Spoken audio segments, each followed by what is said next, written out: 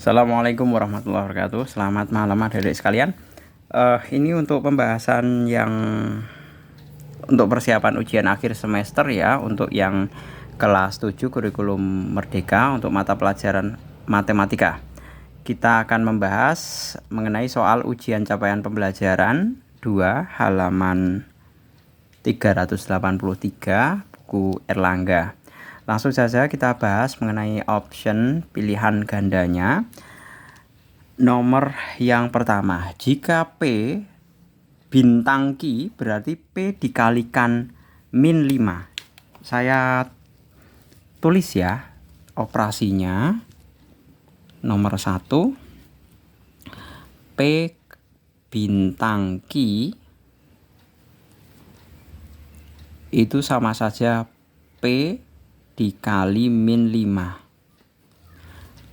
Dan hasilnya dikurangi Q bagi 2. Hasilnya dikurangi Q dibagi 2. Nah, seperti ini operasinya.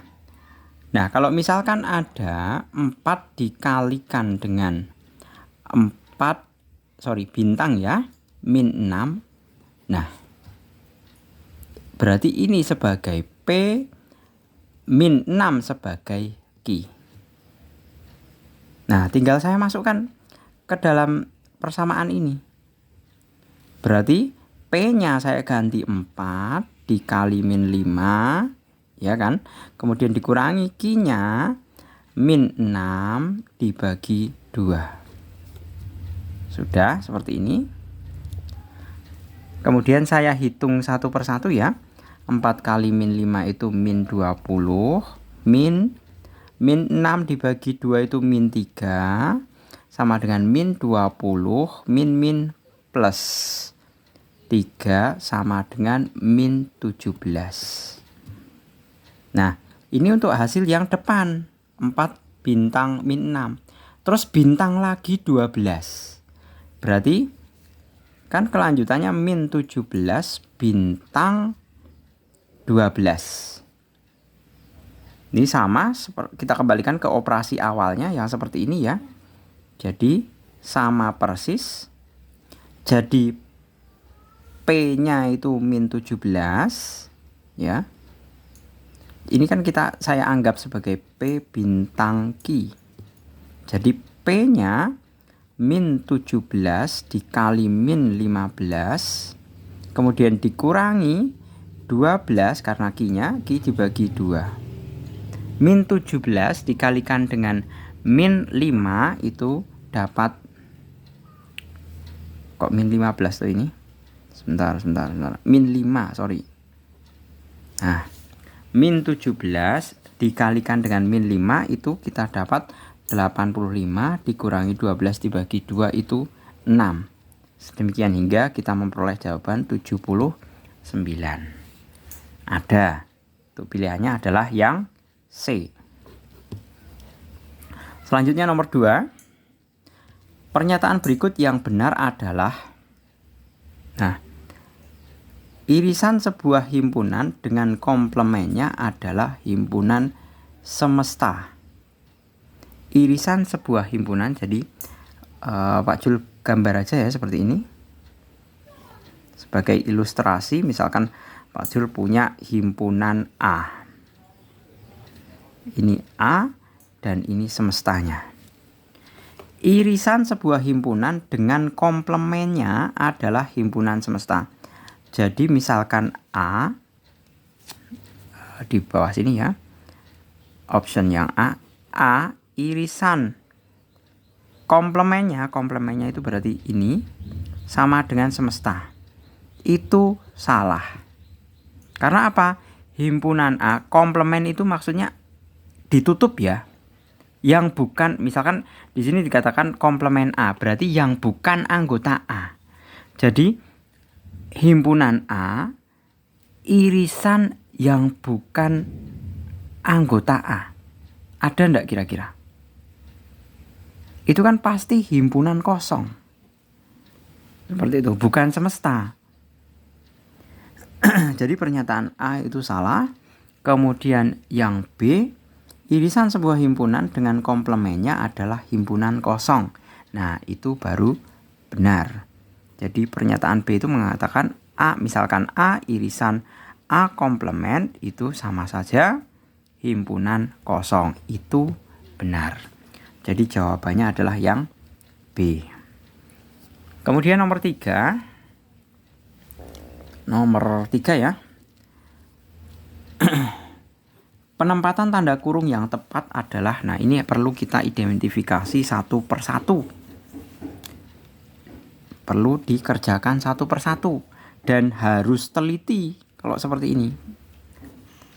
Oke, kita urutkan ya. Nomor option yang A, 11P dikurangi 6PQ dikurangi kurung double min 12P min 5PQ baru kurung tutup. Nah, ini min 12PQ 11P min ketemu min lagi. Berarti dia plus 12P min 6PQ min ketemu min lagi plus 5PQ. Sama dengan otomatis 11 tambah 12 ya 23P. Nah, ini udah jelas salah. Itu kan harusnya P, min P, sorry. A berarti jelas salah. Kemudian yang B, 11P dikurangi kurung 6PQ dikurangi min 12P min 5PQ. Baru kurung tutup ya. Saya tulis di sini 11P. Nah, ini tinggal memasukkan saja. Ini tinggal memasukkan saja. Berarti min 6PQ. Sebentar. 6PQ dikurangi 5PQ. Berarti masih plus PQ. Padahal ini ada tanda min, berarti min PQ. Kemudian di sini min ketemu dengan min plus, ketemu min lagi jadi tetap min. Min 12P sama dengan 11 dikurangi 12 min P min PQ. Nah, ini juga salah, bukan jawaban yang B. Kemudian yang C, 11P min 6PQ ini dikurung, dikurangi min 12P min 5PQ. Nah, kita identifikasi satu-satu. 11P min ketemu min plus, jadinya adalah 23P. Ini salah lagi. D, mestinya D harus benar ini. 11P min 6PQ min P. Sebentar. Ini benar ya. Min 5PQ. Nah, berarti 11P min 6PQ, ini minnya masuk ya. Kemudian min ketemu, diolah ini dulu. Min ketemu min jadi plus, ketemu min lagi. Berarti min P. Kemudian, sebentar. Oh, 12. Ini, sorry, ini 12 ya. 12. Min 12P. Ini min 12. Jadi min 12P kemudian min 5PQ. Ini tetap karena tidak ada dalam kurung. 11P dikurangi min 12P itu sama dengan min P min 11PQ. Nah, ini benar. Jadi jawabannya adalah yang D. Seperti itu. Selanjutnya nomor keempat. Nomor keempat ya. Misalkan sebuah bilangan adalah Y. Selisih Y dengan bilangan lainnya adalah 3. Kemudian jumlah Y dengan bilangan lainnya adalah 75. Model matematika yang tepat adalah, nah ini misalkan bilangan lainnya itu X, maka kita ikuti aja kalimatnya. Kita ikuti kalimatnya.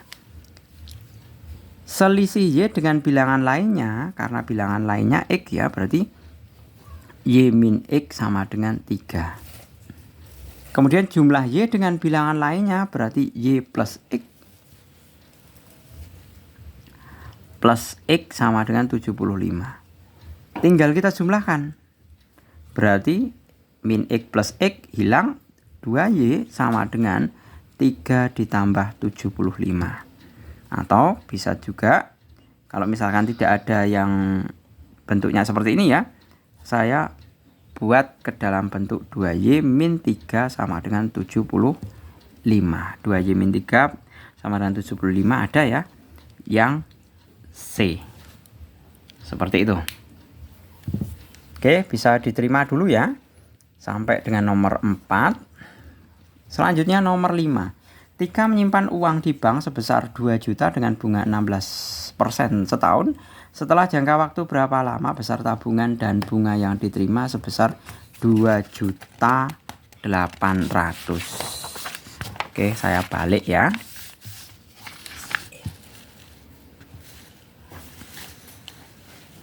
Bentar.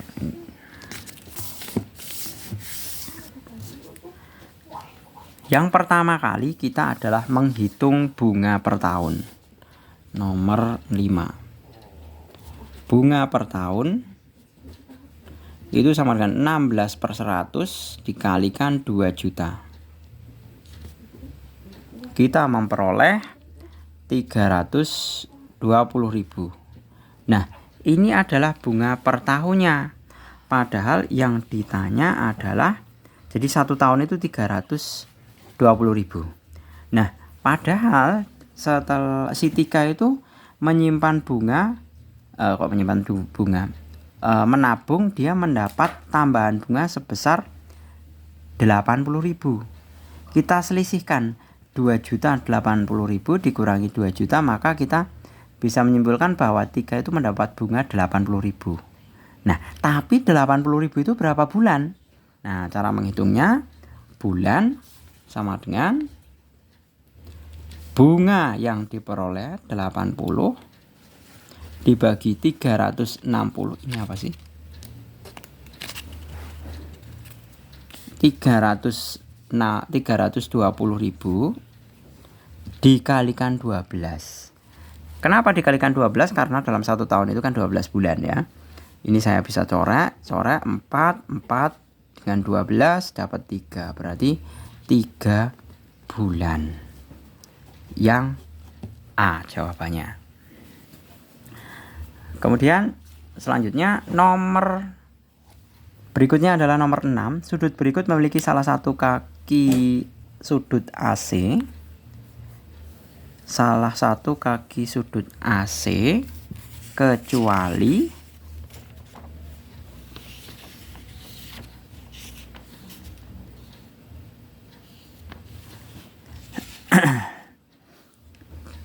sudut berikut memiliki salah satu kaki sudut AC kecuali DAC. Tentu benar ya, AC. DAC berarti ini benar. Kemudian BAC itu juga benar. Kemudian ACD, nah itu bukan. Coba kalau lihat ABC. ABC. A, B, sebentar. Kaki-kaki segitiga, jika salah satu kakinya adalah AC, maka kaki-kakinya adalah AB dan BA. Yang satunya lagi AD dan DA.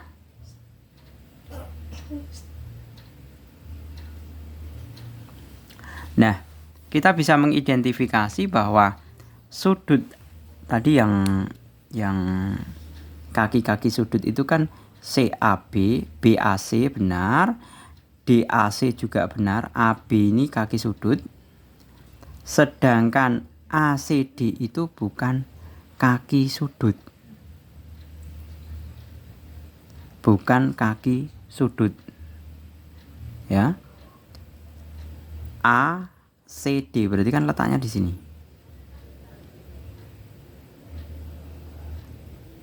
Di sini, di kakinya, pas tepat di kakinya maksud saya. Jadi jawabannya adalah yang C, karena dia ACD itu tepat di kakinya, tapi dia bukan salah satu kaki sudutnya. Seperti itu.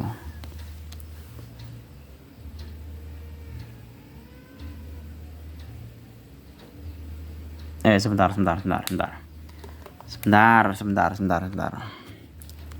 Saya revisi, saya koreksi dulu ya. DAC itu berarti di sini. Kemudian BAC itu berarti di sini, masih di kaki sudut AC. Kemudian ACD itu di sini. Sedangkan ABC itu di sini. Berarti di luar AC ini. Berarti jawaban yang benar bukan C ya, tapi D. Seperti itu. Jadi kalau ABC itu kan sudutnya di sini. Jadi tidak sama sekali dengan kaki sudut AC. Seperti itu. Lanjut nomor 7.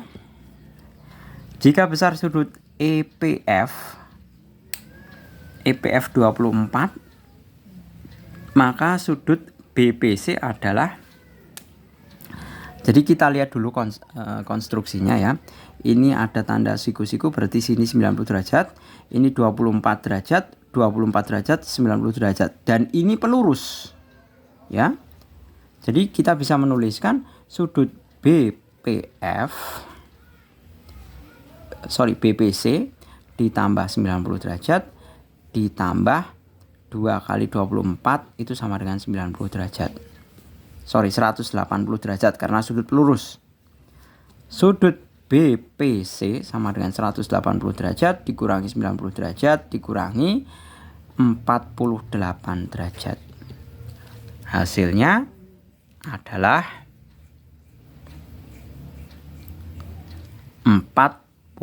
180 kurangi 90 itu 90 kurangi 48 itu 42 derajat. Kemudian nomor 8. Pasangan sudut dalam berseberangan pada gambar di bawah ini adalah pasangan sudut dalam berseberangan ya. AQP kita lihat dulu. AQP ini di sini dengan DSC. Nah, ini sudut luar. Di sini kan luar. DSC di sini, AQP di sini. Berarti dia sudut luar, bukan sudut dalam. Kemudian RQC berarti di sini. Di sini ya. Sedangkan BSA berarti di sini. Yang satu di sini, yang satu sini. Itu sudah sudut dalam dan dia berseberangan. Jadi nomor 8 itu B.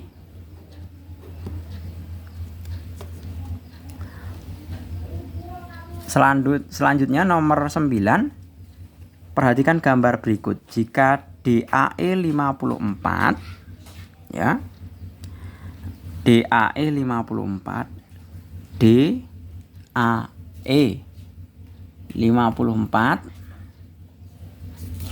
saya gambar aja ya biar lebih jelas nomor 9-nya.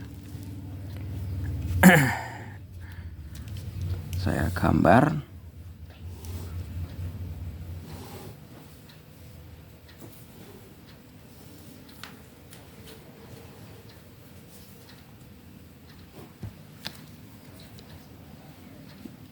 2Y, 5Z min 3, 108, dan di sini 3X. Nah, kita identifikasi terlebih dahulu bahwa DAE itu 54, berarti saya tulis di sini ya, 54 derajat. Ini sudut yang berhadapan, berarti kan otomatis di sini 180 dikurangi 108 sama dengan 72. Jadi sudut ini itu sama dengan 72. Maka kita bisa menghitung untuk nilai Y-nya ya. Nilai Y-nya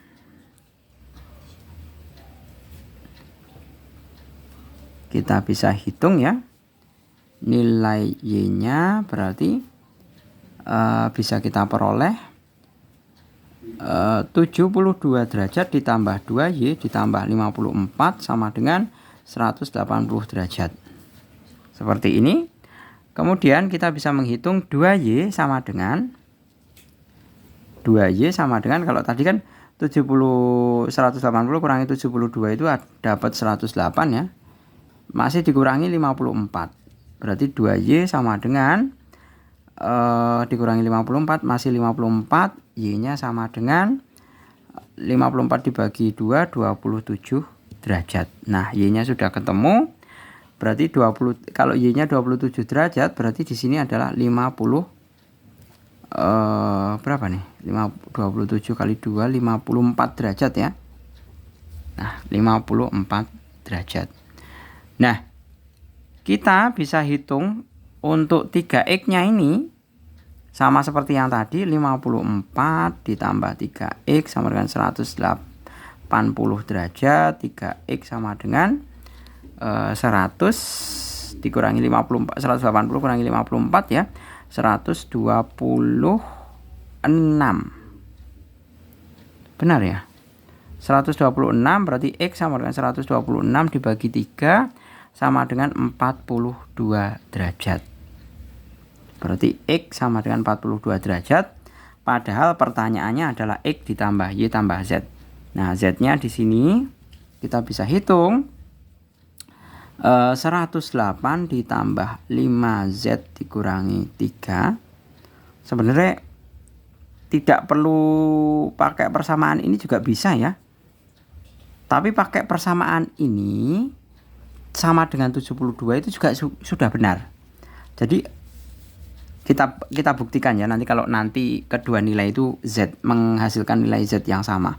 5Z sama dengan 180 dikurangi 108 ditambah 3. 5Z sama dengan ini 72 ditambah 3 itu 75. Z sama dengan 25. Kalau kita mau pakai persamaan ini kan karena dalam berseberangan ya, itu besarnya sama. 5Z dikurangi 3 sama dengan 72. 5Z sama dengan 75. Z sama dengan 25. Sama kan? Nah, kemudian kita bisa hitung X plus Y plus Z itu sama saja 42 ditambah 27 ditambah 25 itu akan menghasilkan berapa ini? 7 tambah 7 sama dengan 4, masih nyimpan 1, 94.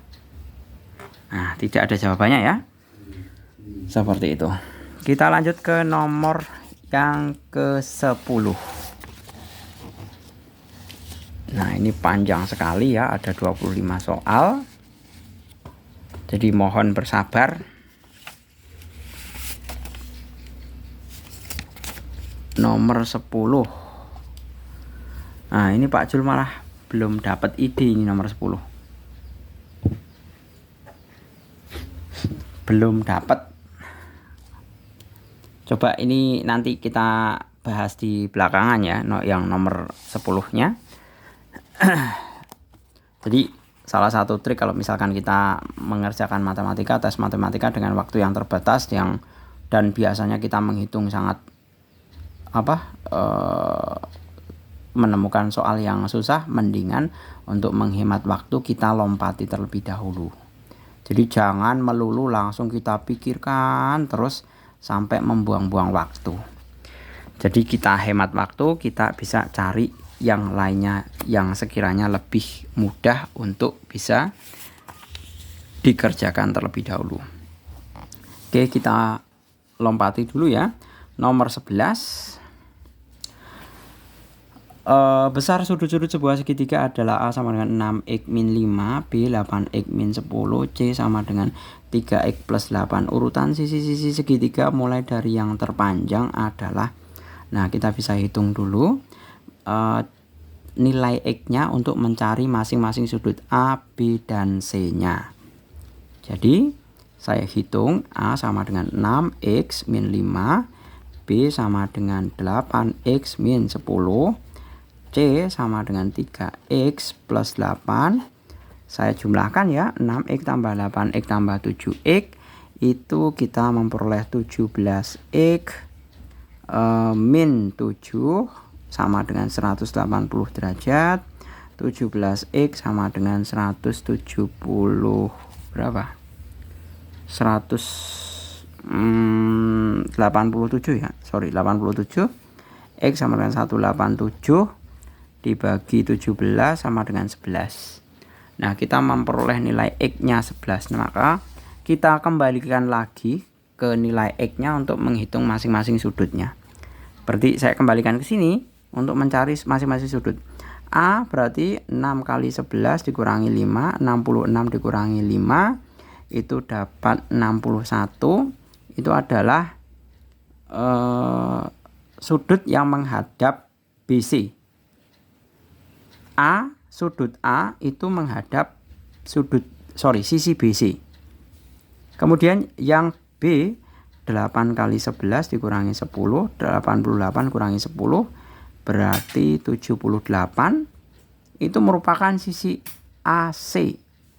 Kemudian yang C 3 kali 11 ditambah 8, 33 ditambah 8, itu kita memperoleh 41 derajat ya masing-masing satuannya. Ini merupakan sisi AB.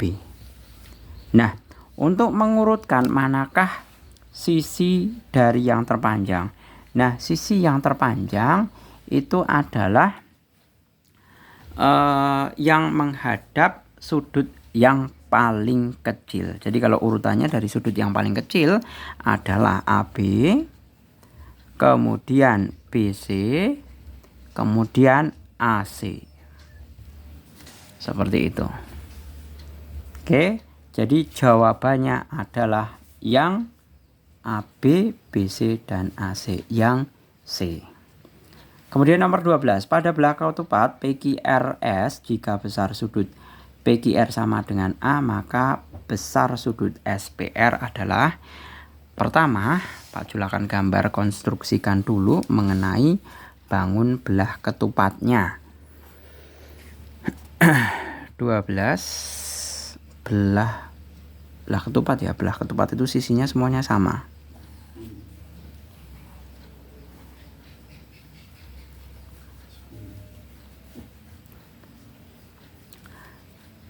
P Q R S. PQR itu A, PQR itu adalah A, jadi segini itu A. Jadi kalau separohnya itu berarti setengah A. Ini juga setengah A. Padahal yang diminta adalah sudut SPR. SPR. SPR berarti kita bisa SPR. Berarti sama saja. Sebentar. PQR itu A.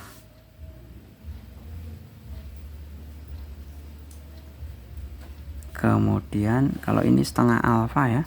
SPR berarti kan di sini setengah alfa, ini juga setengah alfa. Setengah A maksud saya.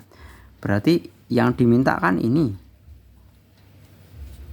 Nah, otomatis untuk mencari karena di sini sudah 90 derajat ya, otomatis untuk mencari SPR, sudut SPR itu sama dengan 90 derajat dikurangi setengah A. Jawabannya yang C.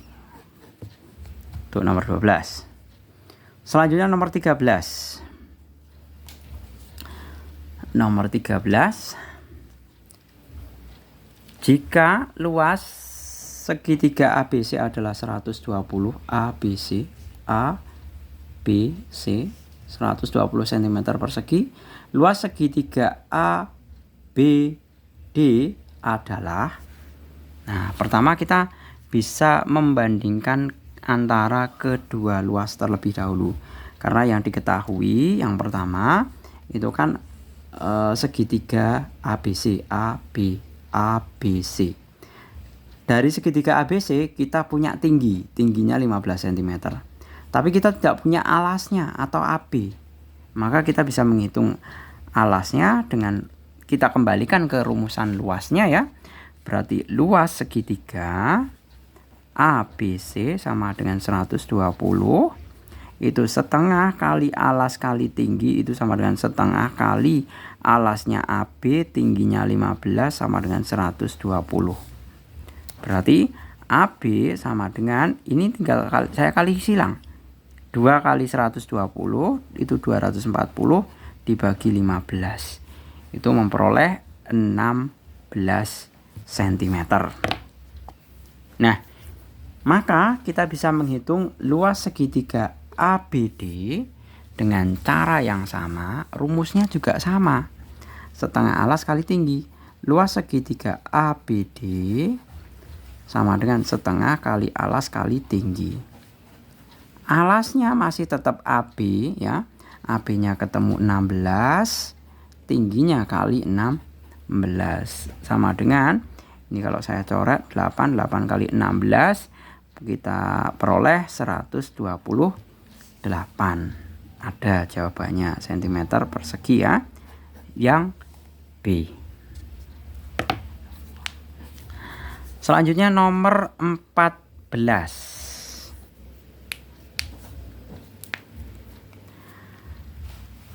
Nomor 14 saya naikkan dulu. Nomor 14 ini agak rumit ya. Pada trapesium di atas panjang AB dari A sampai dengan B itu 80 cm, kemudian CD-nya adalah 48 dan AD-nya adalah 34. Jadi kalau AD 34 otomatis CB-nya juga 34. Nah, kita diminta apa? Diminta untuk mencari luas jajar genjang di atas adalah berapa persennya dari luas trapesium. Berarti kita mesti mencari kedua luasan, baik luas jajar genjang maupun luas trapesiumnya. Oke, kita lanjutkan nomor 14. Pak Jul gambar dulu ya, biar afdol.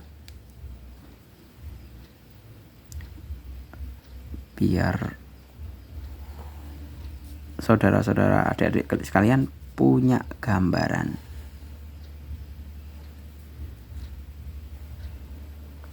Anggap ini identik. A, B, E, C, dan D.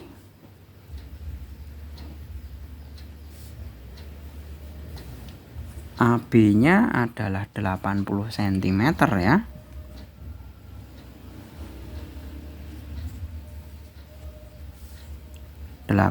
cm. Kemudian CD-nya 48.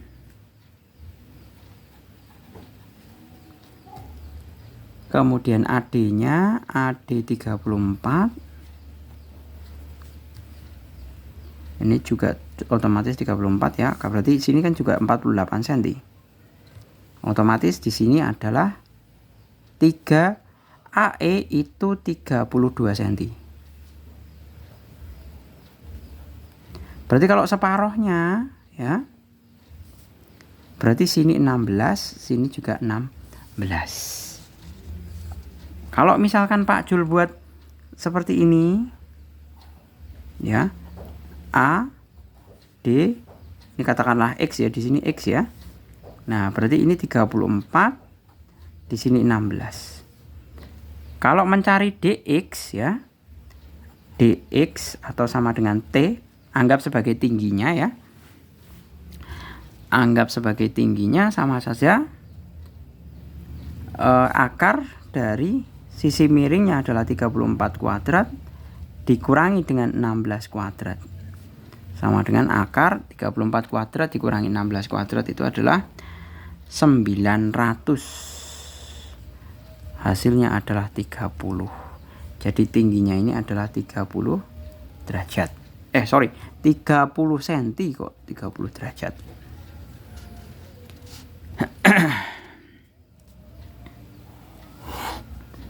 Nah, padahal yang diminta adalah luas jajaran genjang dan luas trapesium. Nah, untuk mencari luas trapesium dan luas jajar genjang, maka kita hitung satu per satu.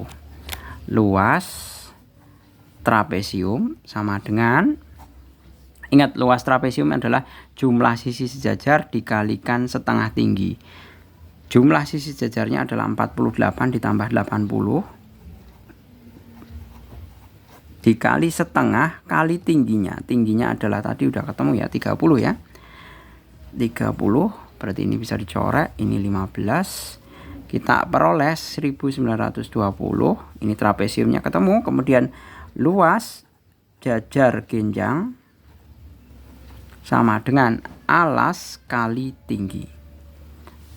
Jajar genjang alasnya 48, tingginya 30 sama dengan 1440.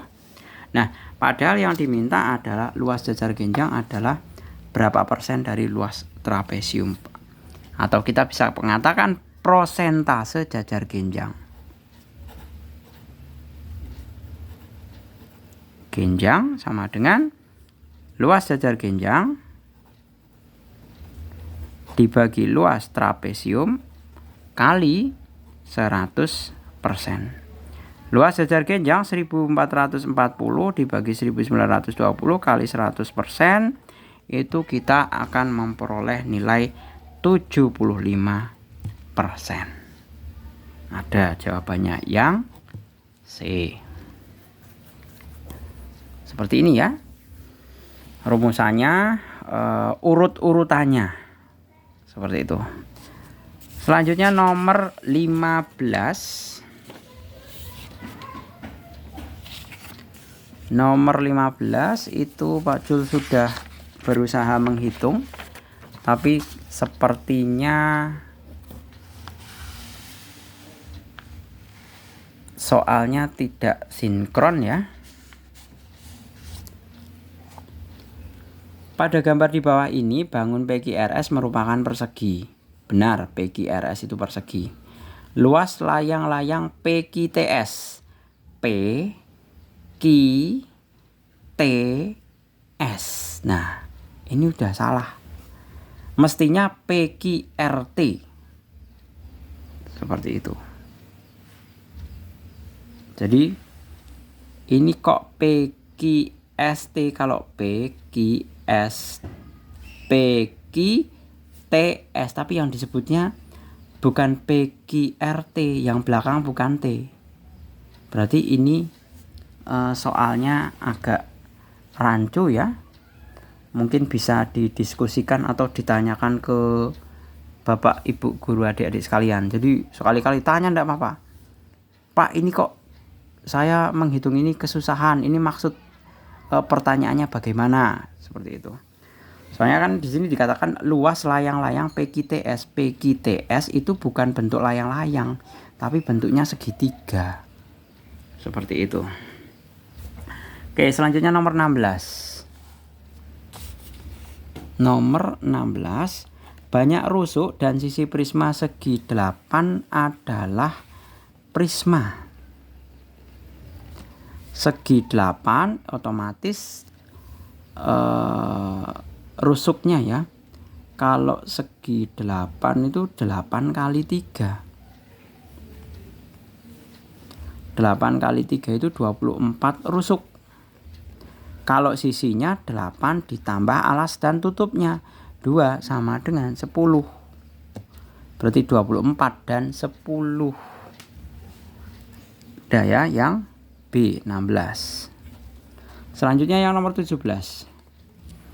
Kawat sepanjang 8 meter akan dibuat kerangka bangun seperti gambar berikut. Banyak kerangka bangun yang dapat dibuat dari kawat 8 meter. Nah, panjang jumlah panjang kerangka untuk satu bangun terlebih dahulu. Ya. Berarti kita bisa lihat bahwa di sini ada 1 2 3 4 5 6 7 8 9, 10, 11, 12. Berarti adalah 12 rusuk mendatar. Rusuk kubus ya. 12 kali 12 144.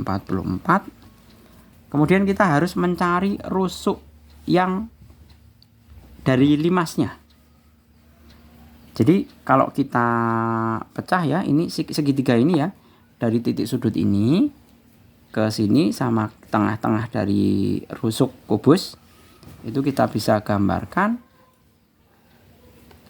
di sini 8, setengah dari 12 itu 6. Berarti kita pakai Pitagoras, 6 8 tentu pasti dia 10. Rusuknya ada 4, 1 2 3 4. Berarti ini tinggal ditambahkan 10 kali 4 sama dengan 40. Ditambahkan 481. Padahal sisinya panjang kawatnya adalah 8 meter. 8 meter itu adalah 800 cm. Kemudian banyaknya adalah 800 cm dibagi 184. Itu pasti kita memperoleh sekitar 4 koma. Nah, kalau kerangka yang namanya buat kerangka itu kan harus bulat. Berarti hasilnya adalah yang bulat, yaitu 4 buah. Jadi jawabannya yang A. Selanjutnya untuk nomor yang 18.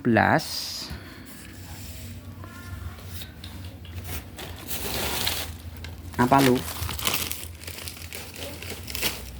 Kemudian nomor berapa tadi? 18 ya.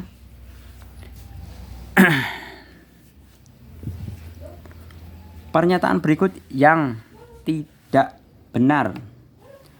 Bangun tersebut adalah prisma. Itu benar ya. Bangun tersebut adalah prisma. Itu benar, prisma segi 4 karena bentuknya trapesium.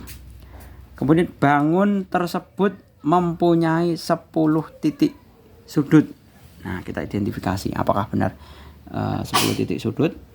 1 2 3 4 5 6 7 8. Nah, mestinya 8. Jadi karena ini kan nempel ya. Kalau balok titik sudutnya memang 8. Ini titik sudut balok ini dengan ini. Tapi dia kan nempel. Kalau yang namanya dua bangunan nempel berarti titik sudutnya ya yang pojok-pojok. Berarti pernyataan B itu adalah salah.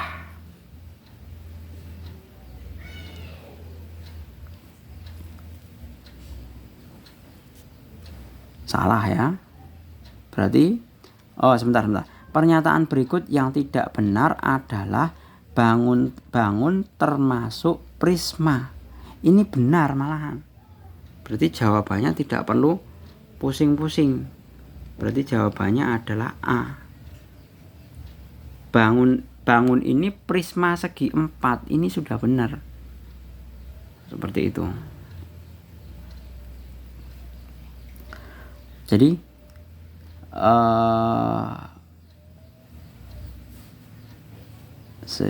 sebentar.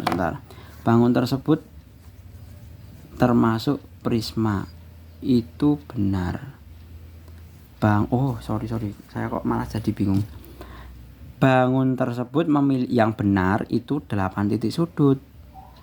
ya. Bangun mempunyai 10 titik sudut. Nah, berarti jawabannya adalah yang B. Mestinya yang benar adalah 8 titik sudut. Seperti itu. Oke, gitu. Harus teliti ya. Seperti ini. Terus nomor 19. Jari-jari bola 14 cm, volume tabung di luar bola adalah volume tabung di luar bola. Nah, ini perlu dihitung ini 19. Volume tabung di luar bola berarti delta V sama dengan volume tabung dikurangi volume bola. Sama dengan volume tabungnya adalah pi R kuadrat T dikurangi 4/3 pi R pangkat 3. Kita tahu bahwa tinggi tabung sama dengan 2R ya. Tinggi ini kan kalau di titik tengah sini sampai ke ujung atas itu kan ada R, sepanjang R. Terus titik tengah ini ke bawah itu kan ada R. Jadi tinggi tabungnya otomatis kan di sini 2R. Seperti itu. Nah, kalau 2R berarti kita bisa ganti T ini sebagai 2R.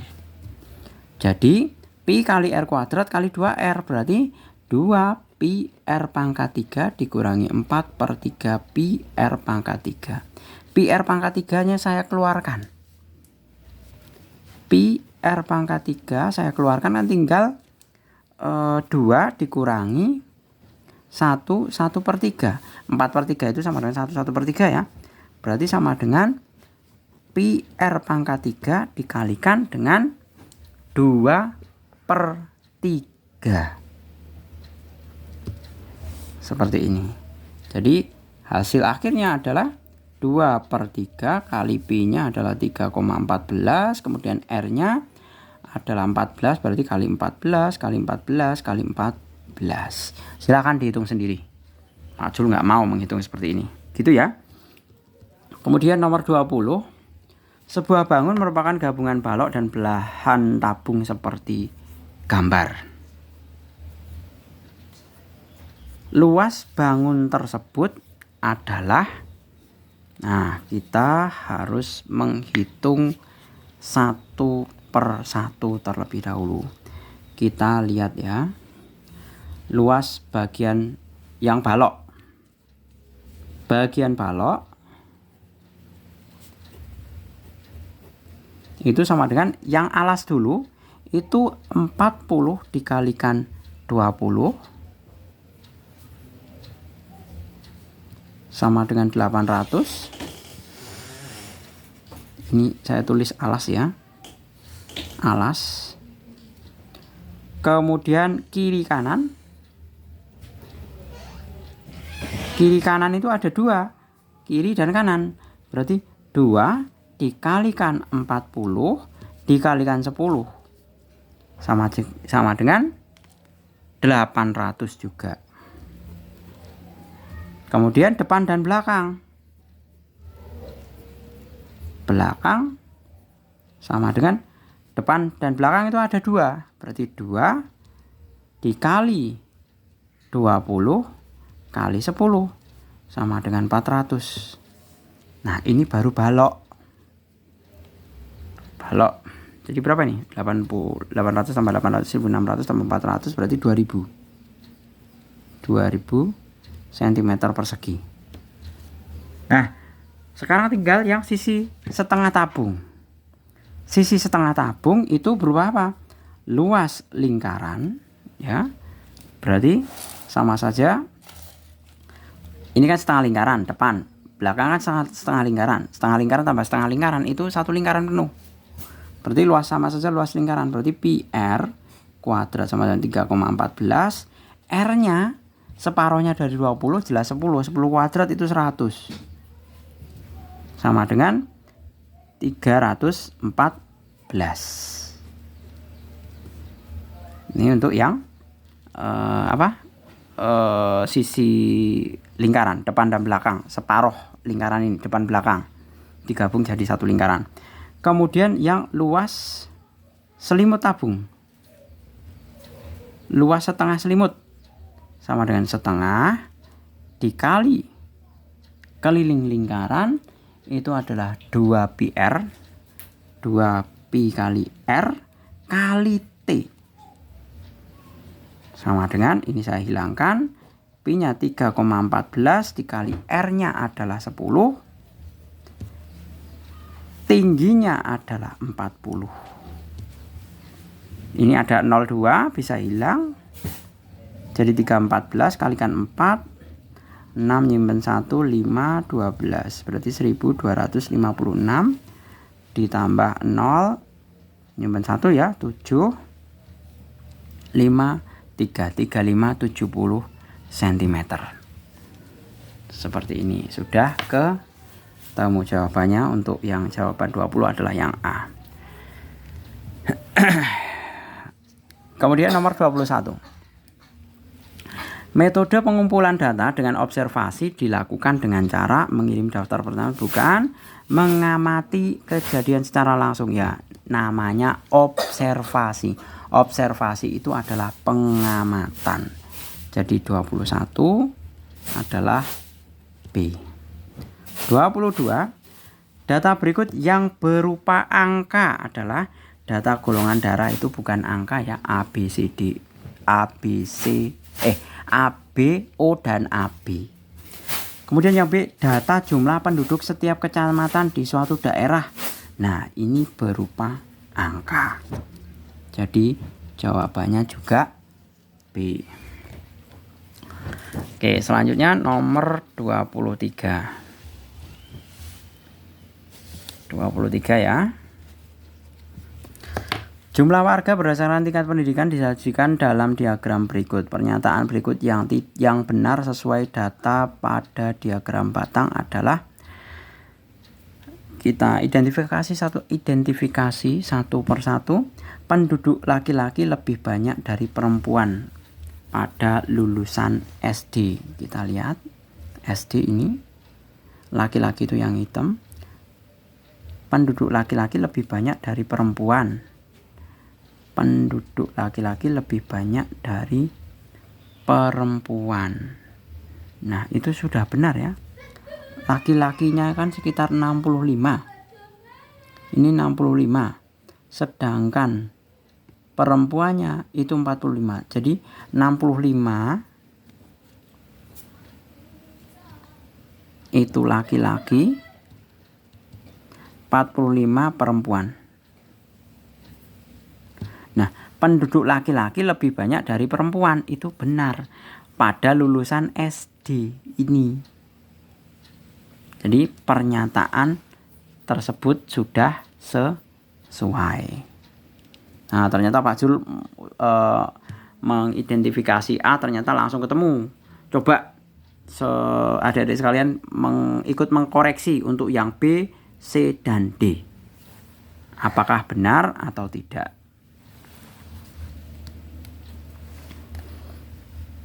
Kemudian untuk yang nomor 24. Nomor 24 ada grafik ya. Rata-rata lama sekolah adalah jumlah tahun yang digunakan oleh penduduk dalam menjalani pendidikan formal. Rata-rata lama sekolah di Provinsi Yogyakarta disajikan diagram berikut. Rata-rata lama sekolah ini ya di Yogyakarta selama dari 2012 sampai dengan 2021 itu berarti berapa tahun tuh? 12, 13, 14, 15, 16, 17, 18, 19, 20, 21. Selama 10 tahun.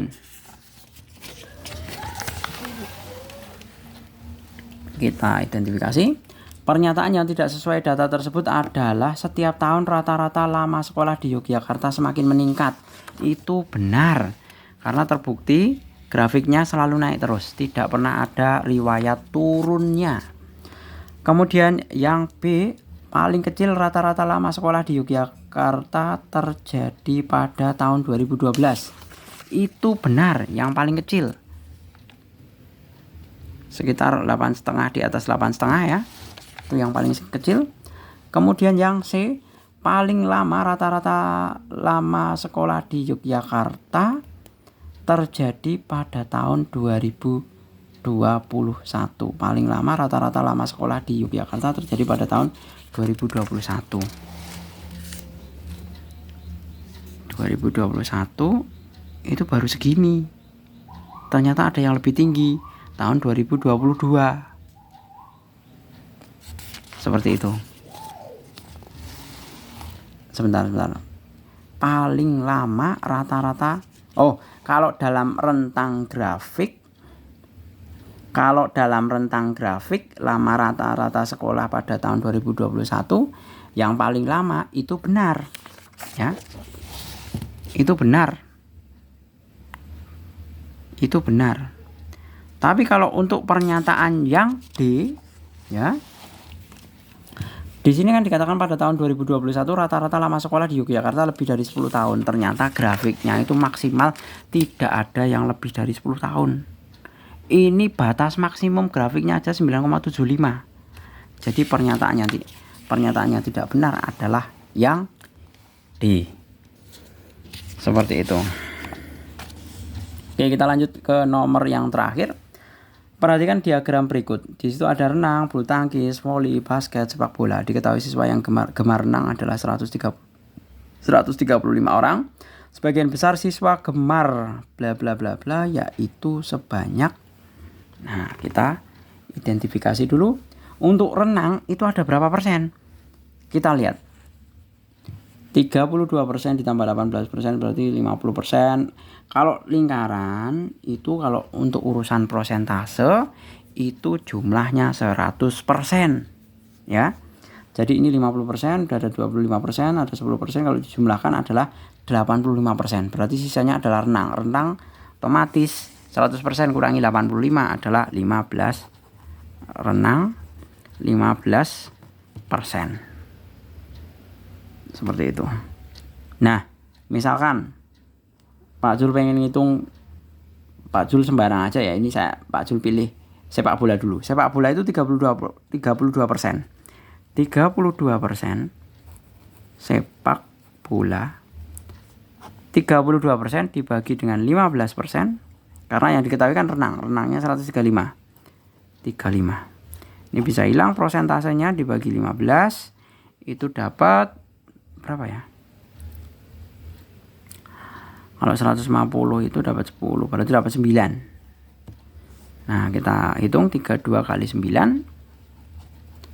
9 kali 2, 18, 8 nyimpen 1, 27, 28. 288. Sepak bola 288. Nah, ternyata langsung dapat jawaban. Sepak bola sebanyak 288. Nah, ini saudara-saudara sekalian bisa hitung. Misalkan voli. Voli itu 10%. Berarti 10% dibagi dengan 15% dikalikan 135. Mestinya 90 orang. Voli salah. Nah, silakan untuk yang B dan C, basket dan bulu tangkis, adik-adik sekalian bisa hitung secara mandiri. Oke, gitu ya. Saya rasa cukup panjang lebar sekali mengenai pembahasan uji capaian pembelajaran sebagai persiapan ujian akhir semester. Semoga bermanfaat dan bisa membantu kalian dalam belajar. Terima kasih, selamat malam. Assalamualaikum warahmatullahi wabarakatuh.